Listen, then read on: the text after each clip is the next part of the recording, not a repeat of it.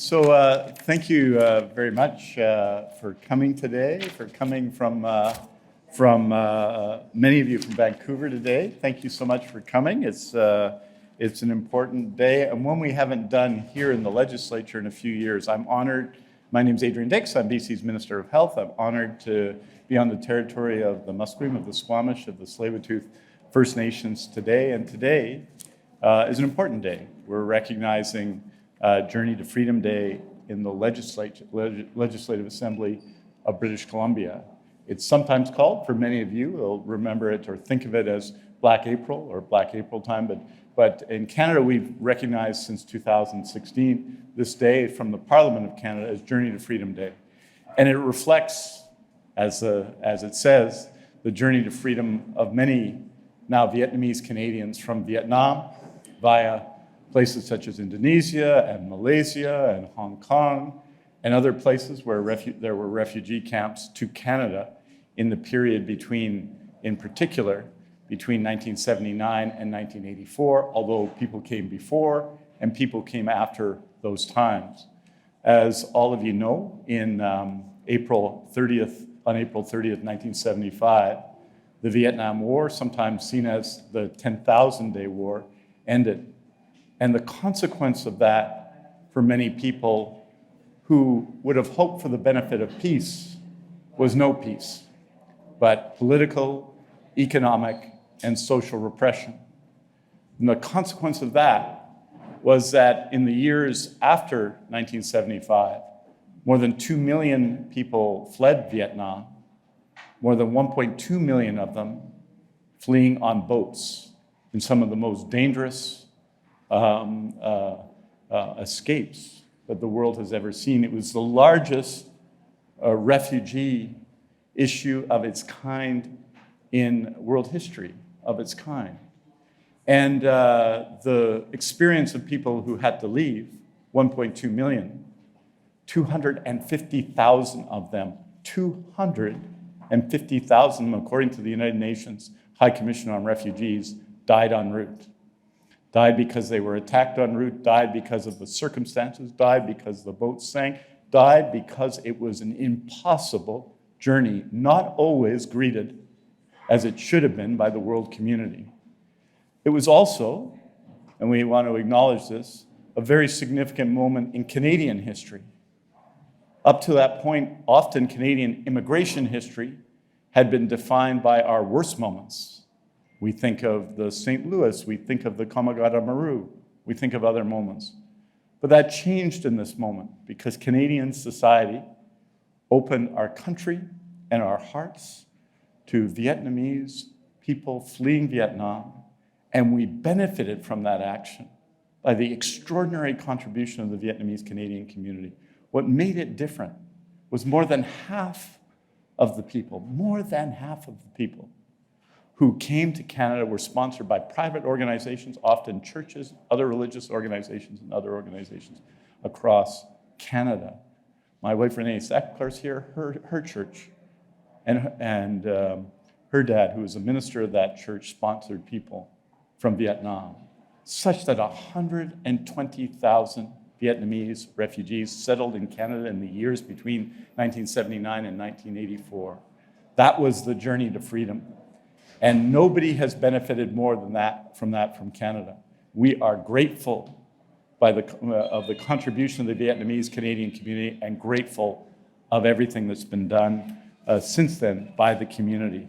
I'm the MC today, so I'm going to tell you a little bit of what you're going to hear and who you're going to hear. You're going to hear from Premier David Eby, who will say a few words first. You'll hear from the spokesperson for the official opposition, the MLA for Richmond North Centre, Teresa Watt. You'll hear from the House Leader of the Conservative Party, Bruce Banman. And then you're going to hear from an extraordinary artist, and you'll see some of her art here, highly recognized artist Crystal Phan, who's going to deliver some remarks, and we're going to look forward to hearing from Crystal. And then we're going to hear from Edison Tran, the Vice President of the Vietnamese Professional Association of BC. Both of them will speak to family experiences and community experiences along the journey to freedom, both as it took place and then afterwards. So it's a real honor for me to introduce, first of all, just to say to people who've come, we have a lot of MLAs here from all political parties. Michael Lee is here from Vancouver-Langara. We have Sheila Malcolmson. We have Harry Baines. We have Henry Yao. In addition to the Premier, I'm looking around. We got Ann Kang over here. We got Susie Chant over here. We've got Alman Singh right in the front row. Of course, he'd be the last person I'd see. We've got Norm Letnick, the MLA for Colonial Lake Country here. George Chow, the MLA for Vancouver Fraser View. And of course, the Speaker of the House. You can tell he's the Speaker of the House because he's dressed the best. Right over there, the Honorable Raj Chauhan. So with that, it's my honor to introduce the Premier of British Columbia, the Honorable David Eby.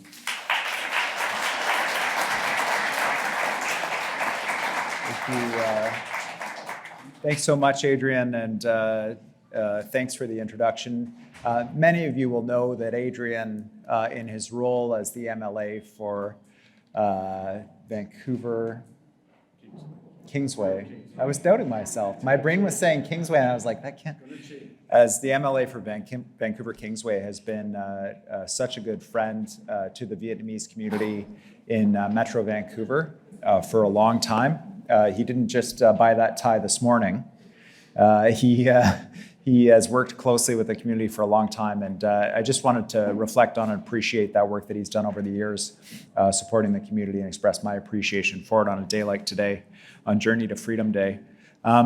It's hard to think of something scarier than leaving your home country, facing persecution, bringing your kids with you, bringing your parents with you, uprooting to a place where you've never been, and doing so in some of the most dangerous, threatening methods of transportation where so many people died along the way. The courage of those who took those steps to protect their families is something that we're really marking today. And then, on arrival in a new country, to rebuild and not just make a living for yourself and your family, but contribute to the country in a way that makes life better for everybody. This is the story of so many Vietnamese Canadian families in British Columbia. There's one specific story that stuck with me, but the contributions are across a range of fields, everything from science and technology to education, to business, politics, the arts. But I want to tell a story about a contribution in the field of sports.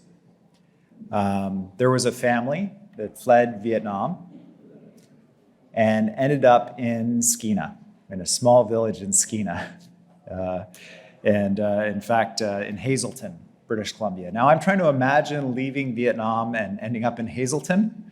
That must have been quite an arrival. But they were sponsored by United Church in Hazelton, mom and dad. There was a daughter, a son, and an uncle, a family unit that traveled together that found themselves in Hazelton. In Hazelton, they had another girl. It was close to Christmas. And so they named the baby girl Carol. Christmas Carol. Pretty nice. Well, Carol grew up in Hazelton, and of all of the sports, started doing wrestling in high school in Hazelton. And it turned out that she was an amazing wrestler. Not only was she an amazing wrestler, but in 2008, Carol Wynn was recognized in the Olympics as being the best female wrestler in the entire world. She won a gold medal for Canada. And then that was in Beijing. And then 4 years later, she won a bronze medal for Canada. Carol's story, the story of her family, the story of the pride that all Canadians felt when she was standing on that podium representing her home country of Canada. That is the story of resilience, of hard work, of determination, of courage, both for herself, but for her family, and for so many Vietnamese Canadians, and on that day, every single Canadian right across the country from coast to coast to coast. So thank you for joining with us to celebrate those brave, those resilient, those remarkable families who make this province better every single day. And it's my honor to join you on this remarkable day commemorating that historic journey made by so many people and all the contributions made by the community since then. Thank you very much.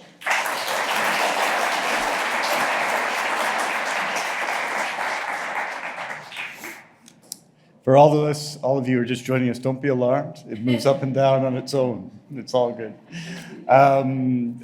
It's my honor. Teresa was saying that she once worked for me, you know. She doesn't mention that too often, so I thought I'd throw it in there. Teresa Watt is the opposition critic for many things, and she'll explain that. She's also the MLA for Richmond North Centre, and I'd like to welcome Teresa to join us. Thank you, Minister Dix, my former boss, and really thank you for Premier David Eby, Premier Eby, for sharing the amazing story of Carol. That really is a testament to the Vietnamese Canadian community's contribution to our beautiful province of British Columbia. And before I read out my official statement, I just want to say that between 1979 to 1984, as Minister Dix noted, I was still in Hong Kong. I immigrated in 1989. I was working in the media. I went to the Vietnamese refugee camp. Some Vietnamese refugees stopped over in Hong Kong before they are heading to the States or Canada. So I talked to a lot of Vietnamese there, and I was so shattered by their journey. And also there are so many talented Vietnamese so-called refugees there. And they are either professors or scientists or very capable business people.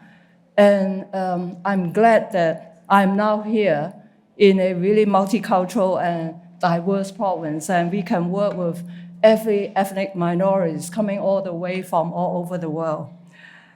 And today, as we gather to mark the Vietnamese refugee journey to Freedom Day, we honor, as Premier said, the courage, the hard work, and resilience of the Vietnamese community.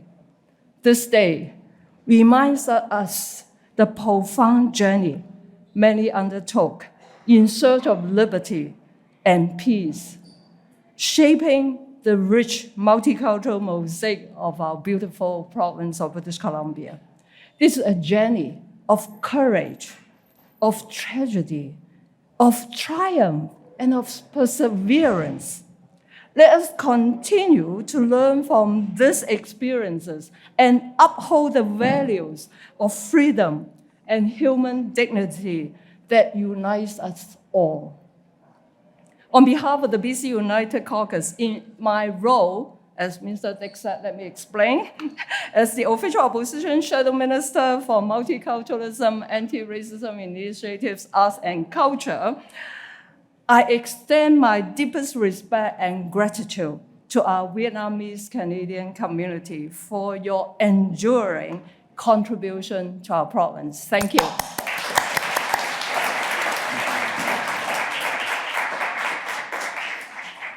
Thank you very much. I'd like to now introduce Bruce Banman, the House Leader for the BC Conservative Party, to say a few words.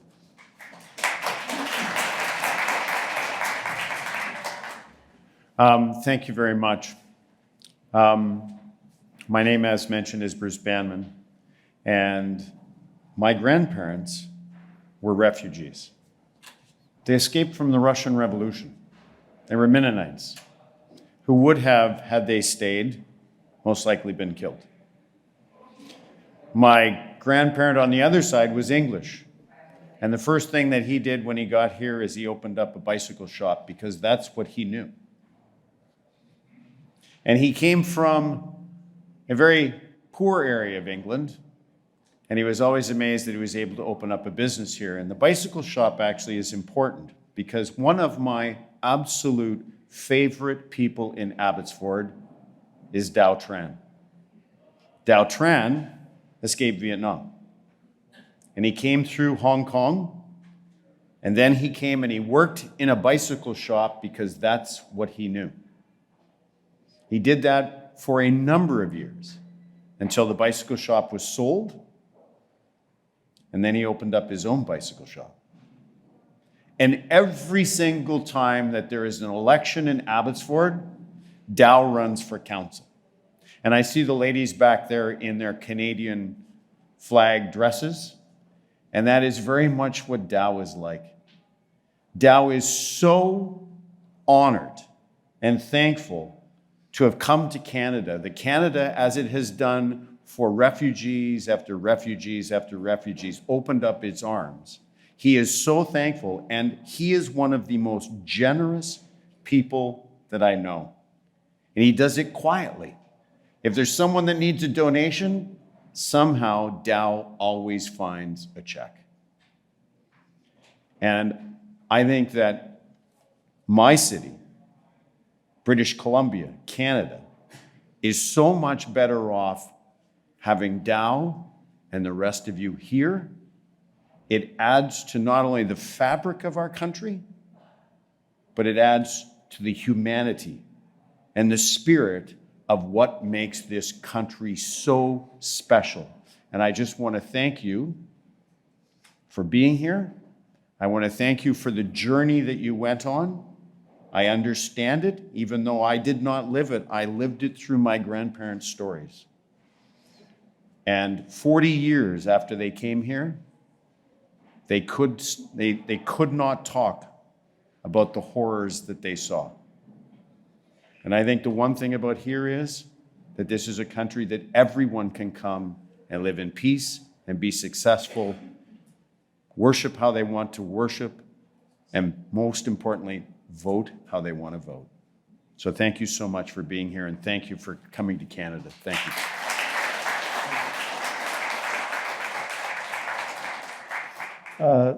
Thank you very much, Bruce, and the stories that people have referred to. We're going to hear now a couple of family stories from two really remarkable young people, and I wanted to first of all just note the work of Crystal Fan, which you can see on either side, and the work that she's done. I want to tell you that she's an artist and a second-generation Canadian.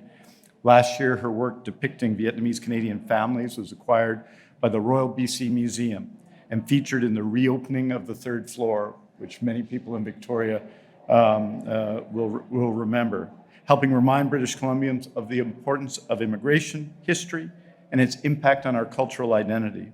Her work is also currently on exhibit at the Art Gallery of Greater Victoria, for those people who have the opportunity to go see it, in what the Globe and Mail called one of the top 5 Canadian visual art exhibits for 2024. It's my honor to introduce Crystal Fan.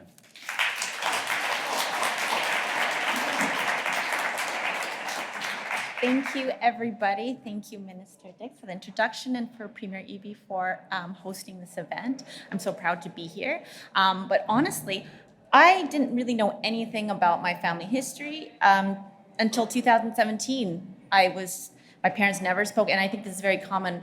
Parents never spoke about it. They just wanted to live their life, and I didn't actually learn about where my family came from or try to be an artist until 2017, when, out of necessity, when I was actually at the Royal BC Museum and I was looking at their new exhibit. It was called Families, Bonds and Belongings, and it featured Canadian families. So I walked through this, and it was a beautiful exhibit, but I didn't see my family there. I didn't see any Southeast Asian families represented in that exhibit. And so I asked the curator at the time why we were missing, and she said, "Oh, we just don't have those objects, we don't have those stories." And I remember seeing in the exhibit these beautiful old style portraits, family portraits. I was like, "Oh, I can do that." And so I started learning how to paint. And in 2019, I started my first exhibition, painting everyday Vietnamese Canadian family scenes. I started learning my parents' history, and I recognized that this ability at then, the age of 37, to completely switch careers and have the support of Canada, through the Canada Council for the Arts and the organizations provincially and locally, to make that shift. I recognize that's a great privilege that my parents would not have even imagined when they came here. there are a lot of things they couldn't conceive of. They couldn't conceive that someone could go to university for 9 years and not become a doctor. But I did it. I did it. Thank you. Thank you. But when they left Vietnam, escaped Vietnam in 1980 and landed at a refugee camp in Pilau Bidang, they were 20 years old. They were uneducated, come from a small, very isolated rural village. They didn't really know much about the world. And they applied for asylum in all sorts of countries. And the reason why they were rejected from most countries, because they wanted to stay together, is my parents, my mother's 2 brothers, and a 9-year-old nephew. And Canada was the only country that would accept them as a group. And despite all their challenges, one of them, a lighter challenge, being that coming to Victoria, not understanding the language, the culture, the traditions, they would go to save money. They would go to Woolworth's Dollar Days to get really cheap tins of seafood to eat, only to later learn that there was cat food they were eating. But mostly, when I interviewed them about their memories, it was all about the kindness of the other Canadians that they encountered, including the housekeeping staff at the Strathcona Hotel, where they stayed the first few months, the Chinese business owners in Chinatown who would deliver rice to their apartments and give them free food. The ESL teachers at Camosun College who they loved, who were hilarious to them. And the countless friends and volunteers from the churches and nonprofit organizations who volunteered their time to integrate my family as Canadians, many of whom were immigrants themselves from Germany, Portugal, the Ukraine, and remain friends to this day. And so for me, those kind of recollections and the fact that we're gathered here today remind me or signal to me that the very best parts of Canadian identity, of being Canadian, is humanitarianism and multiculturalism, such that 40 years later, it's shaped these are such powerful forces that they've shaped the way my parents see themselves as Canadians today, such that they were able to now themselves sponsor 2 families, an Iraqi family and a Ukrainian family, to Canada. And that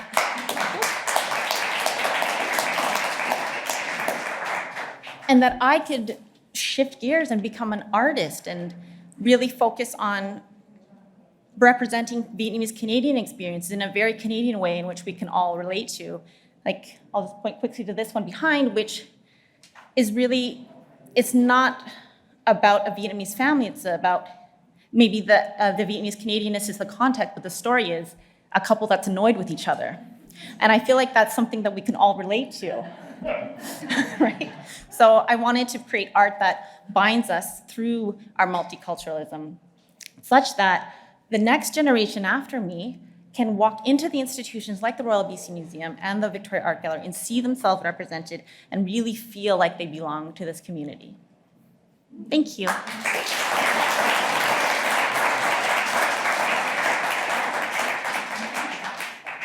Thank you very much, Crystal. And we have just people might want to know about Crystal. We have some cards here which we'd like to share at the end about your work. And thank you for that, for your testimony to your experience, which is, as we know, it can be a very unique experience. It's my honor now to introduce Edison Tran. Edison is a Vietnamese Canadian who was one of the boat people, sometimes called boat people, after the Vietnam War ended. He left Vietnam as a baby in 1978, and his family was at a refugee camp for almost a year. His family was welcomed to Canada when Canada opened its borders. That was in 1979. He grew up in Langley, BC, and has since moved to Vancouver after earning a degree from UBC. He has served on the board of directors of the Vietnamese Professional Association of BC. Say hi to Q Tran for me. And for the last 3 years, and supports the community when possible, including hosting a radio show and podcast for the Vietnamese community during the pandemic. Thank you for that, Edison. He's an entrepreneur in Vancouver, and his dream is to unite the world, and based on his extraordinary experience and his extraordinary life, he's in a good position to do so. Welcome, Edison.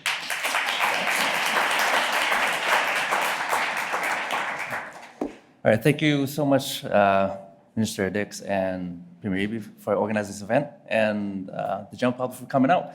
I think sharing stories is very important because it unites people, helps people understand where we're all coming from. And so, yeah, I live in Vancouver, and when I was actually connected with the VP ABC, I actually was able to actually connect with other people who I can relate to. Because I came over as a baby. And my story today I'm going to share is a story of gratitude. And even though I was a boat person, I was 2 months old when we left. So even though I lived that experience, I don't know anything about it personally, really. I can only understand it through stories that my parents and friends and family actually share with me. And so my dad, he was a prisoner of war for a number of years. And my mom had to save enough money to actually buy a boat so that we can actually escape Vietnam. And so when my dad got out, obviously my mom just had me. I was 2 months old. And I can't even imagine what they were thinking and feeling. But in the middle of the night, we fled. And at first, my dad actually didn't want to bring me. He's like, well, he's only 2 months old. Let's leave the boy behind. And if we make it, if we survive, we'll just bring him over. And of course, my mom just had me. She's like, well, if he doesn't go, I don't go. And so my dad's like, okay, fine, bring the boy. I was like, okay, thank you, Mom. Because, she just had me, and obviously she couldn't leave me behind. And so they had to leave everything behind.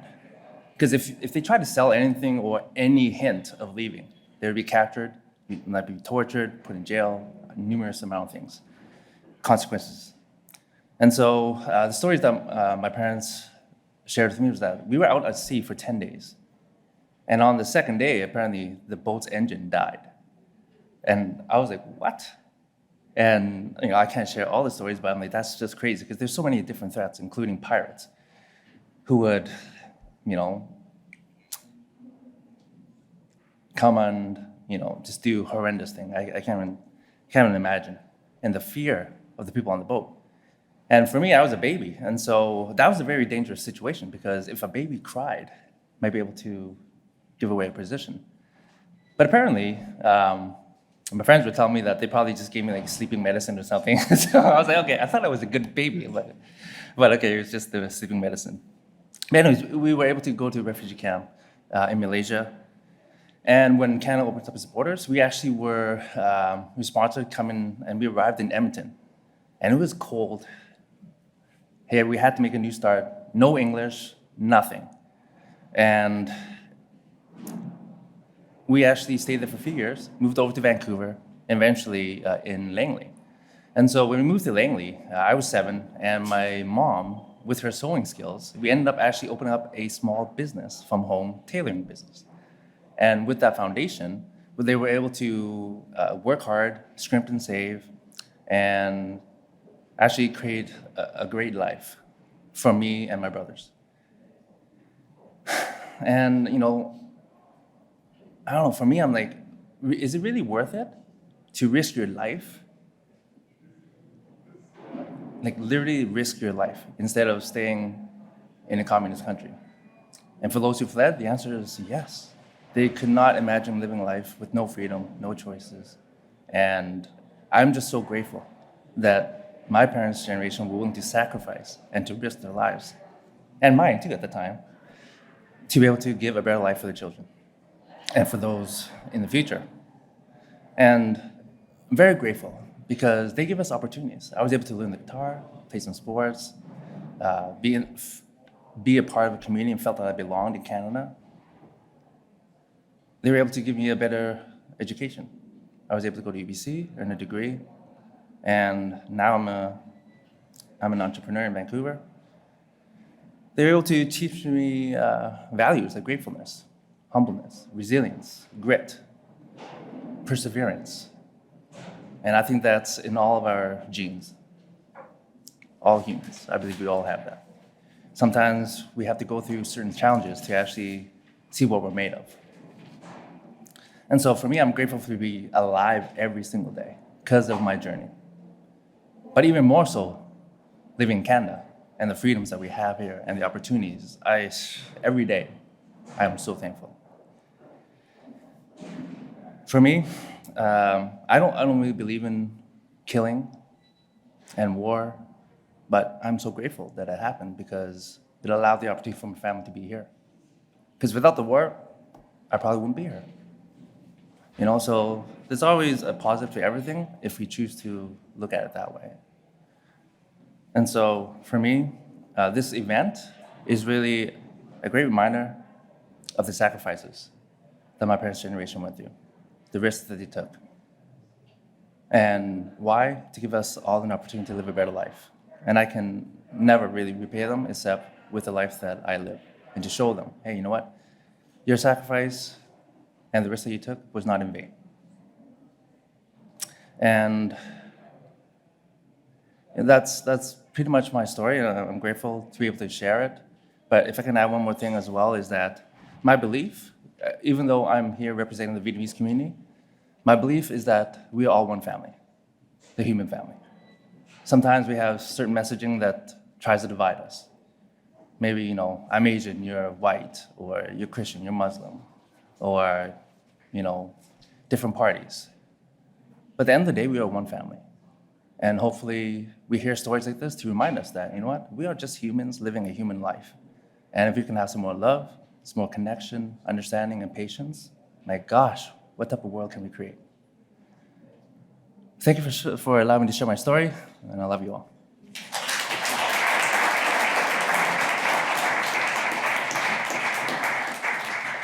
Thank you so much, Edison. Thank you for those words. And I just want to acknowledge the many people who are here. We felt it's important in our discussions with community leaders who said to me when we met to discuss this event, how important it was for young people to speak today. Events of April 30th, 1975 happened 49 years ago. Next year will be 50 years. Can you imagine it?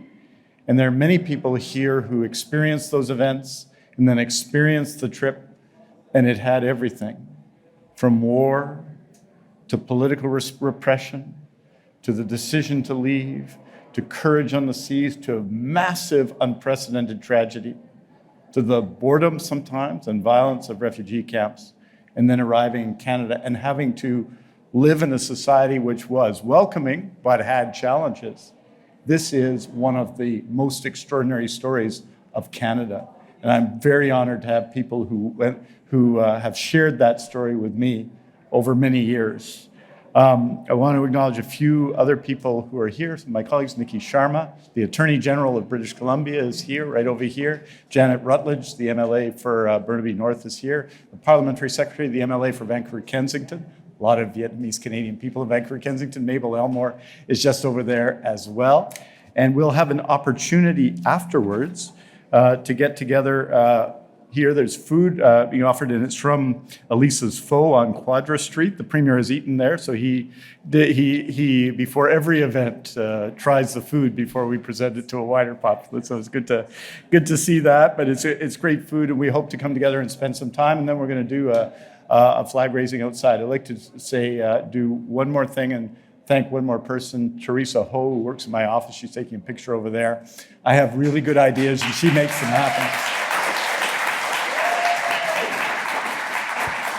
And I want to finish by just asking everyone to rise for a moment of silence for everyone lost, whether before 1975 or afterwards in the Vietnam War, everyone lost on the high seas, everyone lost on their journey to freedom. If we could all rise and have a moment of silence.